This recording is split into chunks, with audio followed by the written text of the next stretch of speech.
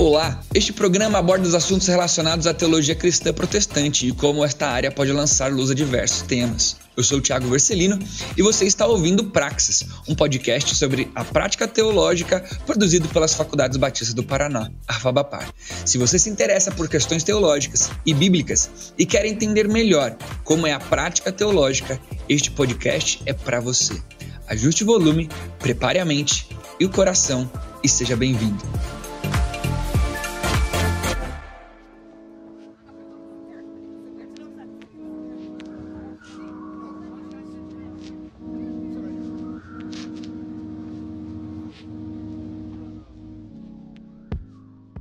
Fala pessoal, sejam muito bem-vindos a mais um episódio do nosso Praxis, nosso podcast aqui da nossa querida faculdade aqui da FABAPAR.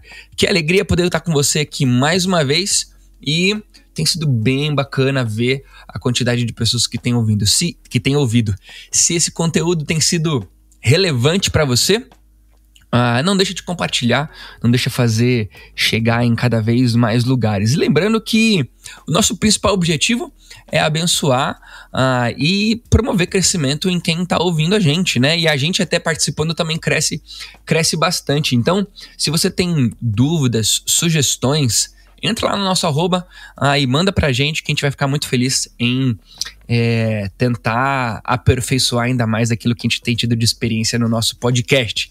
Ative aí todas as notificações aonde quer que você esteja ouvindo a gente. Lembrando que o nosso podcast ele pode ser ouvido em qualquer plataforma. Então, em qualquer lugar que você procurar aí, FABAPAR, podcast Praxis, você vai encontrar a gente. Seja numa plataforma de podcast, seja também no YouTube, lá no nosso YouTube, na FABAPAR. Então ativa aí as notificações para você não perder nenhum conteúdo, tá bom? Hoje nós vamos falar um pouquinho sobre a importância da poesia na interpretação bíblica, na interpretação do texto bíblico, porque é importante entender a poesia bíblica na hora de interpretar o texto bíblico, e a gente vai conversar sobre um salmo em específico. Mas antes da gente falar sobre qual salmo quero pedir para o professor Reginaldo se apresentar um pouquinho. Professor, fala quem o senhor é, as suas áreas de atuação, seja na faculdade, seja em qualquer outro tipo de ação ministerial que o senhor tem aí. Se apresenta para a galera. Olá, é muito bom estar aqui com vocês, seja muito bem-vindo nesse podcast. Eu sou pastor já há 20 anos, tenho atuado como pastor auxiliar na Igreja Batista Ágape em Curitiba e também sou professor há mais ou menos 15 anos e tenho o privilégio de estudar a Bíblia e expor e procurar maneiras de compreendê-la cada vez mais. Também tenho escrito alguns livros, tenho a graça de Deus de me expressar também por meio da escrita, mas o que eu gosto mesmo é estar cara a cara com as pessoas, e aqui no podcast tem sido uma experiência nova. Eu também gostei, já é o 3º ou 4º que eu participo, tem sido também bem legal, e é bom poder estar aqui contribuindo de alguma forma nesse processo de diálogo e crescimento. Então vamos lá, para você que tem se dedicado aí ao estudo das escrituras, a se preparar, seja um pregador, seja um seminarista aí nos seus trabalhos, seja um líder, uma pessoa influente, um cristão que deseja falar corretamente sobre aquilo que está nas escrituras. Nós temos um gênero literário na Bíblia, que é o gênero de poesia, né? E a gente tem como costume encontrar ali de um jeito mais famoso a poesia em salmos, né? Salmos, mas não são só os salmos que possuem poesia, né, professor Reginaldo? O senhor pode até iniciar um pouquinho falando disso pra gente. Cerca de 1/3 de todo o Antigo Testamento é poesia. Então o livro de Gênesis, por exemplo, é um livro de narrativas, mas dentro dele tem muita poesia e a sua estrutura, ou seja, o seu esboço literário, acaba tendo uma estrutura poética.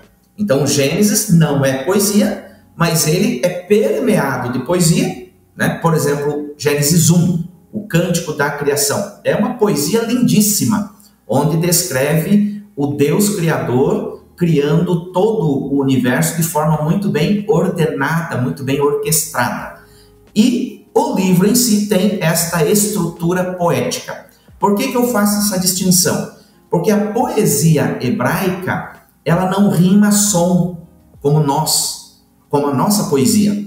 A poesia hebraica, ela rima ideias. Então, normalmente, a poesia hebraica são versículos, 1 ou 2 versículos. Ou, no caso dos Salmos, que é um cântico, esse cântico, dependendo do tamanho dele, é composto por vários versos poéticos. Então, você pode ter vários paralelismos, que a gente chama, onde uma parte combina com a segunda parte e vice-versa.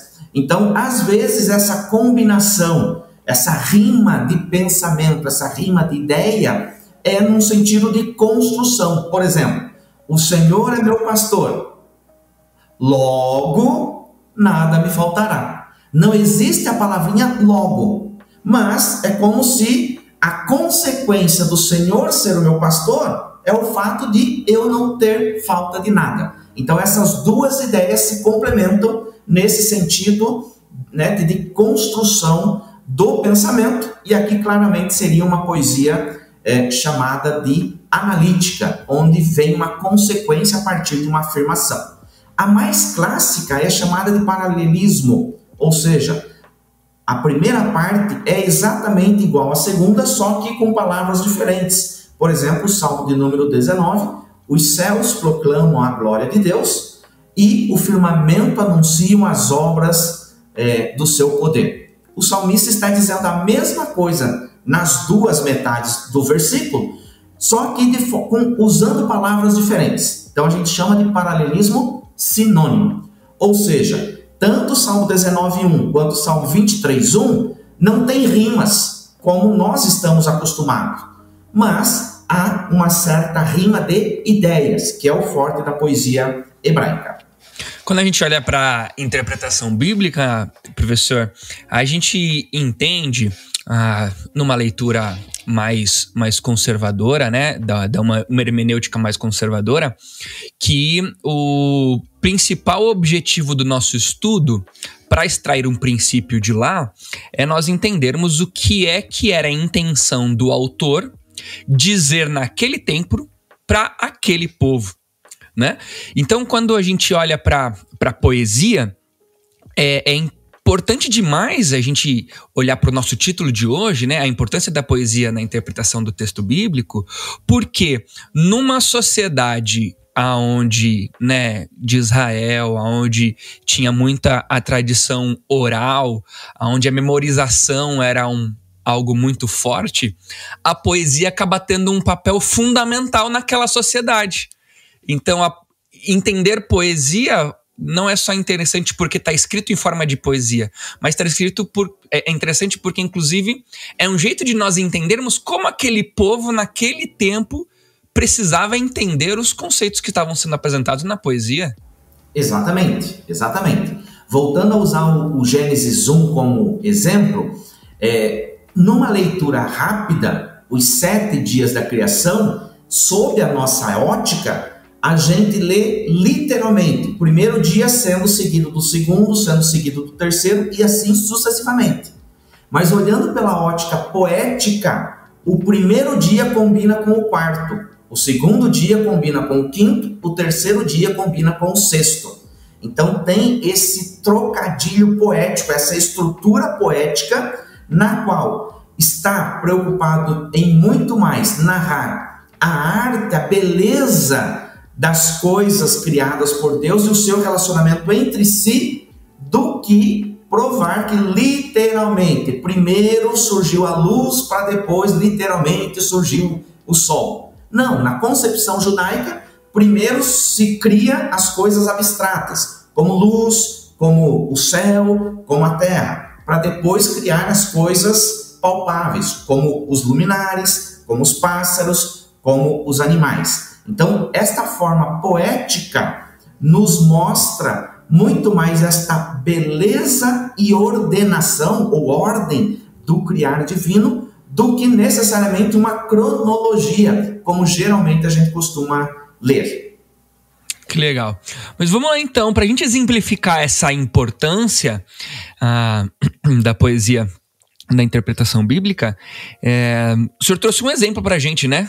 graças a Deus, me mandou a colinha antes, né? Falou qual era, porque daí eu pude dar uma breve lida e uma breve estudada aqui também para poder acompanhar a discussão. Mas o senhor trouxe o exemplo do Salmo 95. Como que a poesia é importante para a gente entender o Salmo 95 e assim talvez expandir esse contexto para a interpretação de qualquer poesia, né, na Bíblia? Primeiro, nós precisamos detectar que tipo de poesia. Legal. E muitas vezes, assim, todo versículo do Saltério tem uma combinação entre suas palavras. Então, professor, deixa eu dar uma dica pro nosso ouvinte. Ó, se de repente você tá ouvindo esse podcast hoje num ambiente um pouquinho mais calmo, seria muito interessante se você conseguisse abrir aí o Salmo 95. Obviamente, né? Se você tá ouvindo a gente no carro, se você às vezes colocou aí no ouvido enquanto você tá trabalhando, vai ficar um pouquinho difícil, depois você corre atrás do prejuízo. Mas hoje seria muito legal, se você tá ouvindo a gente, abre aí o Salmo 95 para acompanhar. Legal. Outra dica importante, se você estiver usando uma versão católica, como a Bíblia de Jerusalém, Bíblia Pastoral, ou seja, qualquer versão católica, o Salmo em estudo de número 94, tá? Então, entre as versões protestantes, 95. A partir das versões católicas, o número 94. É exatamente o mesmo Salmo, só tem uma diferença na questão numérica deles, mas o conteúdo é o mesmo. Pegando aqui a ideia do Salmo, a poesia é muito importante, como eu tinha mencionado, além de detectar qual o paralelismo de cada versículo, é importante perceber e procurar entender se o Salmo como um todo tem uma estrutura poética maior, que é o caso do Salmo 95. Então, no Salmo 95, ele tem duas estruturas poéticas que amarram os seus 11 versículos. A primeira estrutura é chamado de quiasmo espelhado, ou eu prefiro a palavrinha menorático, lembrando o candelabro. Por quê? A primeira parte combina com a última, a segunda combina com a penúltima, a terceira com a antepenúltima e assim sucessivamente. Deixa eu dar uma dica aqui já, professor. Se você quer entender bem essa questão do quiasmo aí, da ideia do candelabro, a gente gravou um podcast que a gente falou bastante sobre isso, né? É o de... qual que era? De Hebreus, né? Do descanso? Isso. Então, de Hebreus do descanso. Então, procura lá nos nossos podcasts do Praxis, o nosso episódio com o professor Reginaldo sobre descanso. Lá no livro de Hebreus, a gente explicou essa estrutura lá bem bacaninha. Vai lá, manda ver, professor. Então, nesta fase, os 11 versículos estão amarrados entre si, nesse sentido de: o primeiro combina com o 11, o segundo combina com o 10º, e assim sucessivamente, até terminar ali no centro, que é a expressão do versículo 7, a declaração de que nós precisamos ouvir a voz de Deus. Uma outra estrutura mais escancarada é chamado no meio teológico de quiasmo não espelhado. Por quê? Nesse quiasmo não espelhado, nós dividimos esse Salmo 95 em 8 partes. As 4 primeiras partes estão relacionadas entre si e depois repete-se a mesma estrutura, ou seja, há uma parte A, B, C, D, que se repete com o que a gente chama de A', B', C' e D'.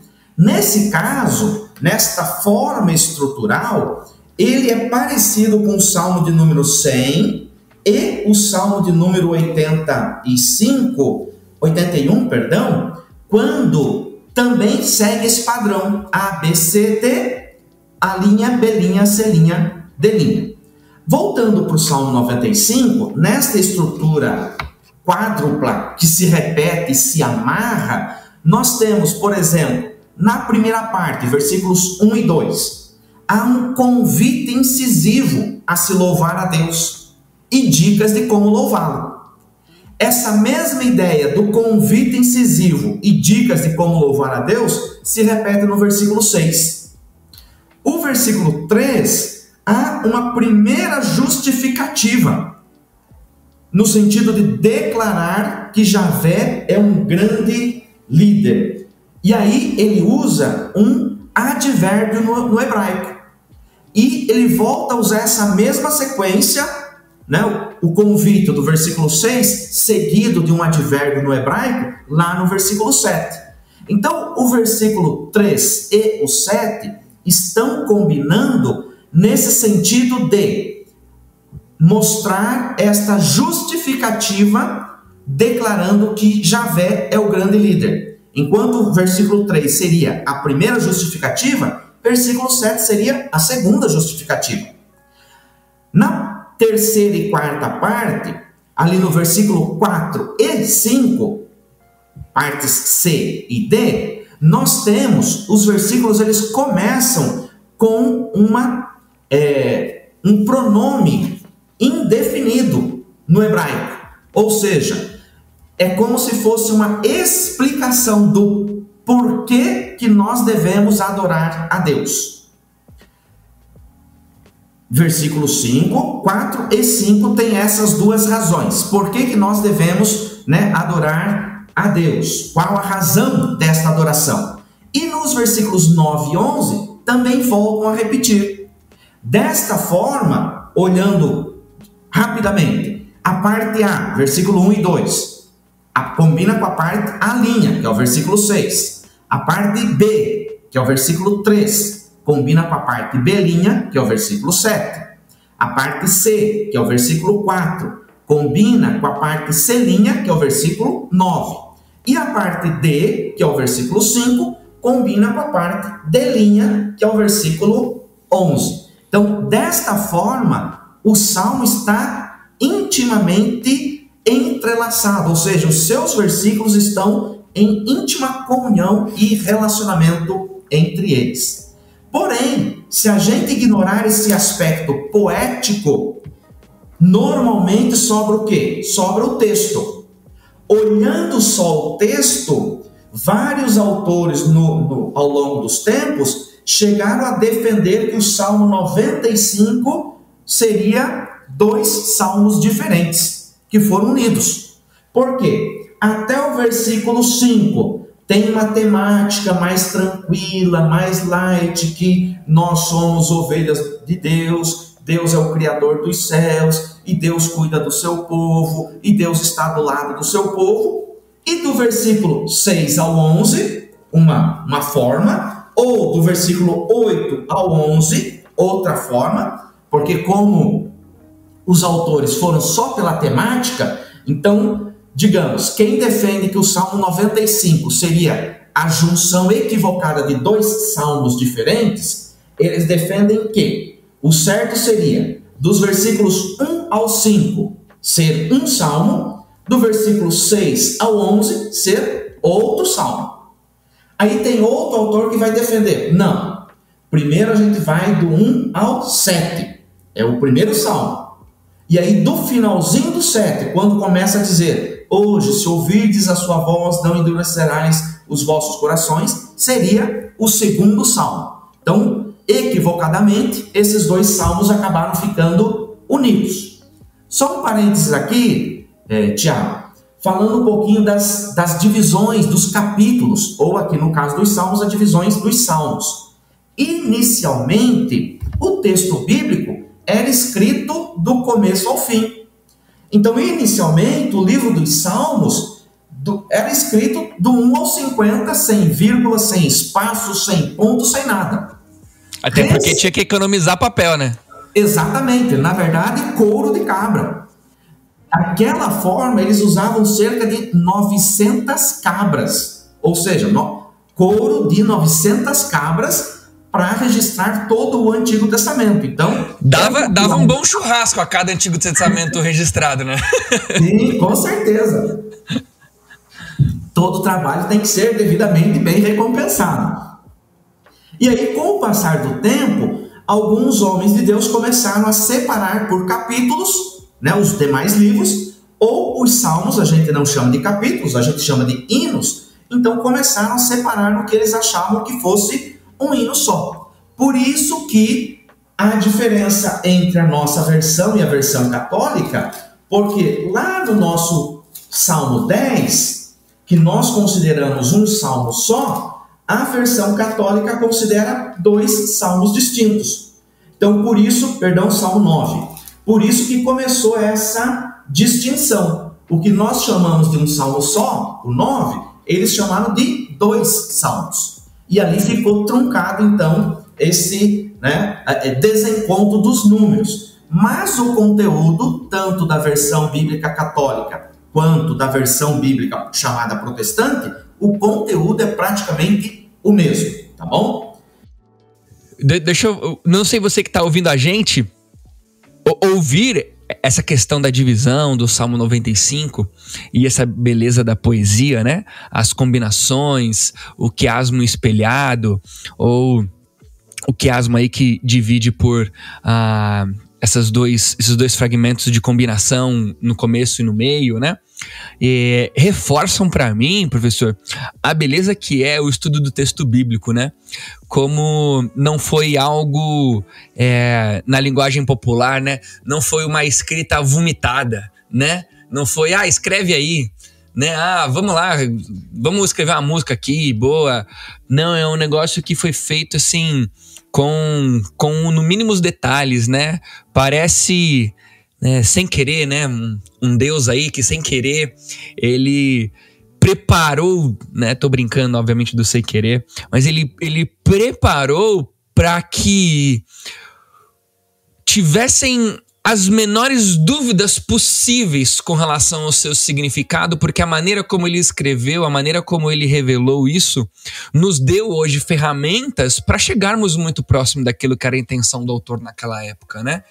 Imagine a gente conseguir, nos dias de hoje, depois de tanto tempo, entender essas divisões, entender... Então, assim, se você entende o texto bíblico como simplesmente um conjunto de palavras e você desmerece muitas vezes o conteúdo, veja a partir dessa escrita, dessa explicação, da importância do quanto se pode se dedicar de tempo para estudar somente um dos salmos da Bíblia.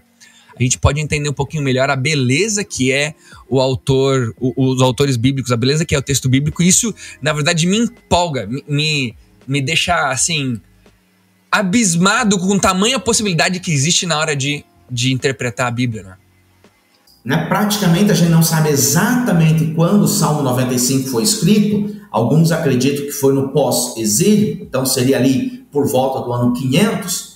Então nós temos pelo menos 2.500 anos de distância desse salmo, e reconhecendo os traços da poesia, a gente pode ter certeza absoluta de que esses 11 versículos fazem parte de um único salmo de fato, e esta mensagem está intimamente relacionada, sim, uma com a outra. Então isso é muito, muito significativo. Então a poesia nos ajuda nesta certeza, ou nesta comprovação de que o salmo não é uma junção de 2 salmos diferentes, uma junção acidental, mas de fato é um salmo muito bem elaborado, muito bem pensado, planejado, e seus 11 versículos estão intimamente relacionados uns com os outros.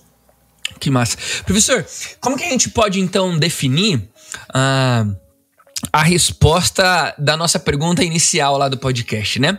Qual a importância da poesia no entendimento do significado do texto bíblico? Porque a gente viu, existe uma importância muito grande para entendermos o que o Salmo 95 quer dizer, da poesia, né? Vemos o quão rico é o entender da poesia nesse Salmo 95, né? Agora, talvez usando o Salmo 95 ou somente uma explicação a partir disso, qual é a principal importância? Talvez não a principal, mas é entender o texto bíblico. O que a gente poderia fazer de errado, além de dividir o Salmo 95, né? Mas o que a gente poderia fazer de errado na interpretação do Salmo 95, além de dividi-lo, que nos caracteriza essa importância de entender poesia bíblica na hora de interpretar uma poesia bíblica? Joia, muito, muito boa pergunta. Aqui, além desta divisão, né, você acaba rachando um belíssimo salmo por conta da temática, porque de fato, dos versículos 8 em diante, é meio que chumbo grosso. Eu tenho meus 45 anos, me lembro de pregações aos 7, então são 38 anos ouvindo pregações e participando dos cultos. Nunca ouvi ninguém ler o Salmo 95 por inteiro. Sempre para no versículo 7, no sentido de, tão bom se você ouvisse a voz de Deus, ponto. Como se fosse a grande maravilha do mundo. E ignora os versículos 8 para frente. Então, reconhecer que é uma poesia, reconhecer que os 11 versículos estão intimamente, muito, muito bem, planejadamente conectados, isso me obriga a ler o Salmo por completo, e aquele versículo que eu não gosto muito, né, lá no 11, por isso jurei na minha ira, não entrarão no meu descanso, eu só vou entender que Deus ali não está bravo no sentido de qualquer pisada na bola, eu estou decepando vocês. Não, porque a primeira parte do Salmo, Deus está declarando, Ele é o nosso Deus, Ele cuida de nós, Ele está a todo momento interessado com o nosso bem-estar. A Bíblia não pode ser tratada como um biscoitinho da sorte, né? Exatamente. Onde eu vou lá, pego o que me interessa e jogo fora o resto. Exatamente. Então, em vez de termos uma leitura tradicional, como se uma leitura que pode dar essa ideia, oxalá que hoje ouvisseis a sua voz, pode dar a ideia de a qualquer momento a voz de Deus aparece. Então a gente tem que estar meio que de antena ligada, porque a qualquer momento Deus fala, então quando Deus fala a gente tem que ouvir. Não! O Salmo todo está dizendo, Deus é o nosso pastor. O pastor está o tempo todo com sua ovelha. Deus é o nosso Deus, é um Deus de relacionamento. Ele está o tempo todo conosco. A sua voz, representada por sua palavra escrita, que é a Bíblia Sagrada, está à nossa disposição o tempo todo. Então não é assim, tão bom se hoje Deus falasse. Não! O que o salmista está querendo dizer é, diante desse fato de um Deus tão cuidadoso, um Deus tão poderoso que criou os céus, criou o mar, cuida dos montes, cuida de tudo, cuida do seu povo, um Deus tão presente, seria loucura se nós fizéssemos como os nossos pais, ignorar a vontade de Deus, virar as costas para a palavra de Deus.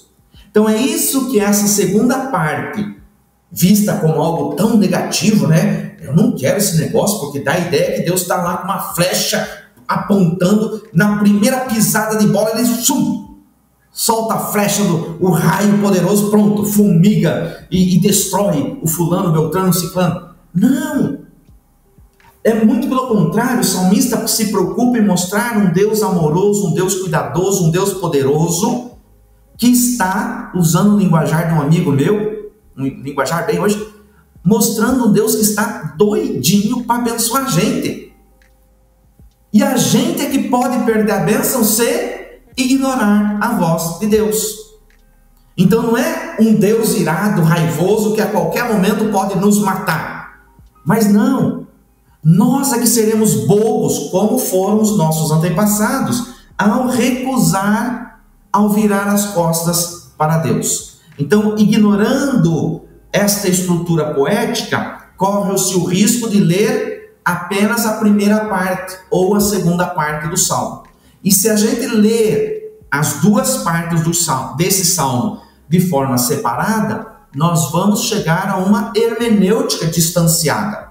nós vamos chegar a tipo, o primeiro é um salmista feliz porque Deus está conosco. O segundo é um salmista meio que pessimista, né? Puxa, Deus está doidinho para matar a gente. Não! Seria loucura se nós deixarmos de lado esse Deus que tem tanto a nos oferecer, tanto a nos dar. Então, a grande importância de reconhecermos e valorizarmos a estrutura poética dos salmos e também dos outros textos é reconhecer justamente isso, a possibilidade de receber a mensagem por completo e não só o versículo que eu acho que me agrada. É porque a gente acaba se dedicando menos ao estudo bíblico se a gente faz essas leituras simples, né? E a gente vai perdendo a beleza da intenção que existia ao se escrever o texto que foi escrito, né? Por exemplo, na minha leitura aqui de tudo que o senhor está falando, né? Quando eu vejo ali no finalzinho do 7 hoje, se vocês ouvirem a sua voz, né? O salmista, se vocês ouvirem a voz de Deus, dá pra gente fazer até conexões com uma teologia bíblica, né?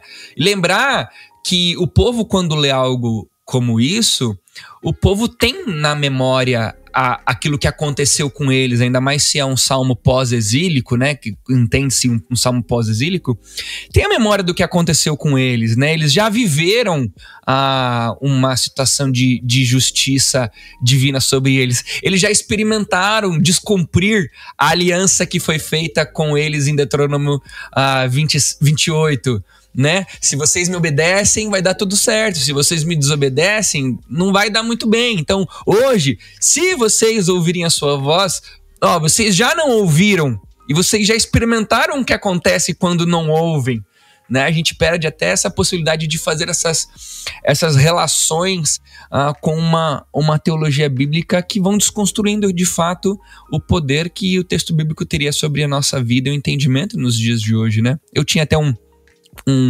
mentor, não tenho, né, não morreu, que ele dizia isso pra mim, né? A gente tem que parar de olhar pra Deus como uma figura mitológica de um Zeus que tá no céu com um raio na mão e o seu tridente pronto pra nos espetar ou tacar um raio na nossa cabeça ao ponto de qualquer erro, né?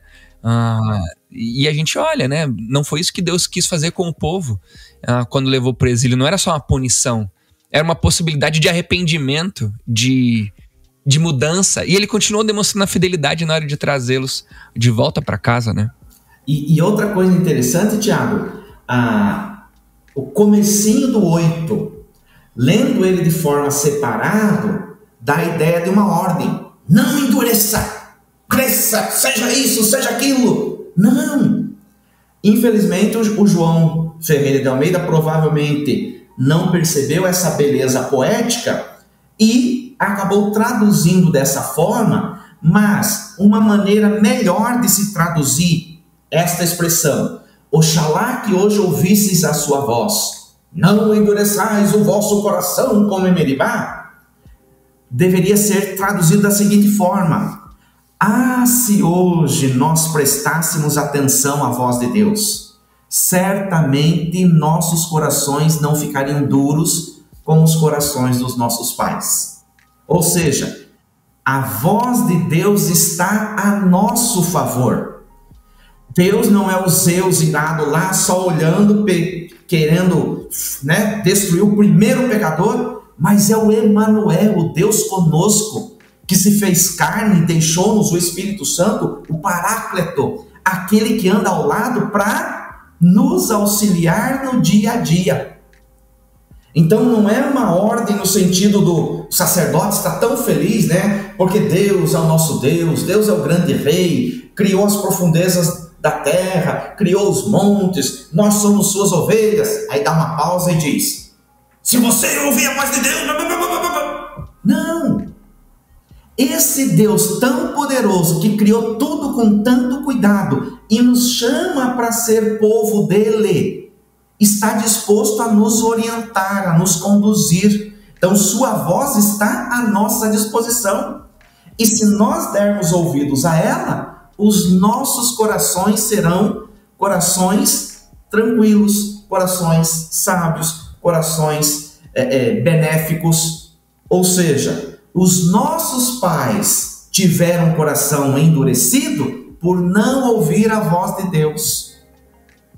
Não é no sentido de eles não ouviram a voz de Deus, por isso, por ter o coração endurecido. Não, o coração foi endurecendo por não ouvir a voz de Deus. E hoje nós temos a voz de Deus à nossa disposição, e se nós dermos luz, vez e voz à palavra de Deus, os nossos corações serão amaciados, e nós conseguiremos vencer o pecado, vencer a vida, ter e alcançar um coração sábio ao ponto de viver para a honra e glória de Deus. E principalmente a grande temática do Salmo 95, ter uma vida de descanso, uma vida de tranquilidade. E hoje o que está faltando em nossos dias é uma vida de tranquilidade, de serenidade. Quanta gente estressada, quanta gente vivendo de forma tão quase armada, né? Armada. Quase se autodestruindo, porque simplesmente não deixa Deus fluir em sua vida, não deixa a palavra de Deus agir em seu coração. Então, a importância de reconhecer a estrutura poética do Salmo 95, além de perceber o cuidado que o salmista teve, de combinar cada frase uma com a outra, ele também se preocupou em amarrar esses 11 versículos no sentido de a mensagem completa. É o salmo completo. Eu não posso continuar lendo apenas até o versículo 7 ou até o versículo 6, que são palavras altivas, como se do 7 para frente fosse palavras maldosas. Mas na verdade o 8 para frente é uma conclusão. Aquele que ouve a Deus vai se dar bem na vida. Aquele que ignora a voz de Deus, naturalmente vai ficando com o coração endurecido, naturalmente, usando as palavras de Paulo, vai ficar com a mente cauterizada e, consequentemente, vai se distanciar de Deus e, consequentemente, vai usufruir as consequências maléficas de uma vida longe de Deus. Para quem está ouvindo a gente, professor, se é um seminarista, alguém que está num contexto já da faculdade, né, seja ela qual for, uma faculdade teológica, ou é um pastor, um pregador, teria até uma facilidade de encontrar ferramentas para fazer toda essa análise, por exemplo, que o senhor mostrou para a gente aqui do Salmo 95, né? Livros, ferramentas de programas, uma pesquisa mais acurada. Mas talvez para o leitor comum da Bíblia, do dia a dia, o estudante, gosto tanto de futebol que já fico falando o nome dos times de futebol. O estudante comum da Bíblia, né? Ele talvez teria dificuldade, ele leria o Salmo fazendo os biscoitinhos da sorte que ele gostaria de fazer aí. Dá uma dica aí talvez mais simples no geral, o que eu posso fazer para tratar a poesia bíblica com a importância que ela deve ter na hora de ler, né? Sei lá, uma fonte de pesquisa ou uma dica de atenção na minha leitura, alguma coisa que pudesse ajudar a não cair nessa armadilha de, por exemplo, um dia ler o Salmo 95 e ficar escolhendo só aquilo que é bom. Uma dica aí pra gente ler poesia na Bíblia, professor, qual seria? Eu acho que a principal dica é ler a perícope por completo. A nossa tendência, principalmente nos Salmos, eu gosto do versículo X, o 37, eu gosto do 4. Mas o 37 não foi escrito só para valorizar o versículo 4. O versículo 4 é uma parte do 37. Então, quando eu leio um Salmo, por mais que eu goste, eu quero Não, o 90, 91, eu gosto muito do primeiro, aquele que anda no esconderijo do Altíssimo, à sombra do Senhor, do Todo-Poderoso descansará. Tudo bem, você quer meditar um pouquinho mais no versículo 1? Ok, mas primeiro, leia o Salmo por completo. E aí depois, tudo bem, até te dou uma liberdade para gastar um tempinho mais no versículo 1, ou 2, ou 3, ou 4. Pode fazer música só com um versículo, né? Se as palavras dos meus lábios e o meditado... Aí acabou o salmo, ficou só com o recorte que queria. Exatamente, né? Tem até um caso engraçado na minha experiência ministerial. Um irmãozinho com todo amor e carinho se preparou durante a semana para cantar um cântico, né, de louvor e adoração ao nosso Deus, e ao se apresentar para a igreja, ele já era de certa idade, então a memória já estava falhando, ele esqueceu a letra, e ele ficou só em uma frase que ele lembrava, pegou a melodia do cântico todo e ficou só naquela frase. Claro, entendendo, né, o amor dele, a seriedade dele, a gente sabe que ele fez o melhor para Deus. Mas se fosse um jovem com sua plena memória, não, eu quero cantar o Vencendo Vem Jesus e fico só no glória, glória, aleluia. Os 5 minutos observando todas as... Não dá. O hino ou o cântico, ele foi feito no seu todo. Claro, dependendo do hino tem o refrão, que é a parte, vamos assim dizer, mais forte, geralmente tem ali uma pegada mais chamativa. Então, o hino tem também o refrão, a parte mais importante.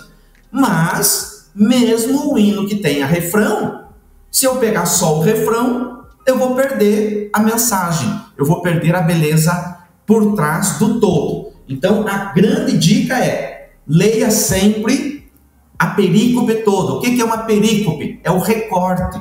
A gente chama, é o parágrafo homilético. Ou seja, é um texto que tem início, meio e fim. Se é um salmo, o ideal inclusive é ler um salmo antes e um depois, para ter certeza que sim, aquele salmo 95 de fato é único e eu vou gastar energia só lendo o salmo 95. E a partir de então, ler o salmo todo. E um outro detalhe importantíssimo, por ser poesia, pode ser que o salmista esteja fazendo uma declaração e repete com aquela ideia de paralelismo. Por exemplo, o Salmo 95:1, vinde, cantemos alegremente ao Senhor. Ele está dizendo a mesma coisa que a parte B, cantemos com júbilo a rocha da nossa salvação. Então, se eu tentar fazer diferença entre cantar alegremente e cantar com júbilo, eu estarei errando. Porque sendo poesia, o que o versículo 1 está enfatizando, nós devemos cantar com toda a força da nossa alma, porque Deus merece o nosso louvor. Então, a segunda dica para ler de forma correta a poesia é cuidar com a primeira e a segunda parte de cada versículo. Normalmente, elas estão em paralelismo, ou seja, estão dizendo a mesma coisa com palavras diferentes. É como a gente também podia estender essa segunda dica, né? Dizendo o seguinte, não leia poesia como qualquer outro tipo de gênero literário, né?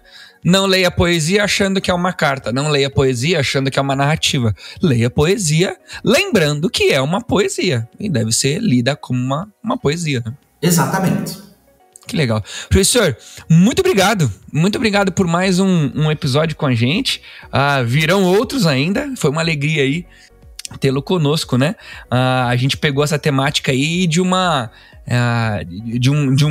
grande fatia, né? Que são os nossos estudos em sala de aula aí sobre os livros poéticos, né? Então, se você tem curtido aí esse bate-papo, Vem estudar com a gente na Fabapar, que você tem um pouquinho disso e muito mais, né? Joia, eu que fico agradecido pela oportunidade de participar aqui com vocês e, se Deus quiser, estaremos logo, logo em outros podcasts por aí. Valeu, professor. Um abraço e até a próxima, pessoal. Grande abraço a todos.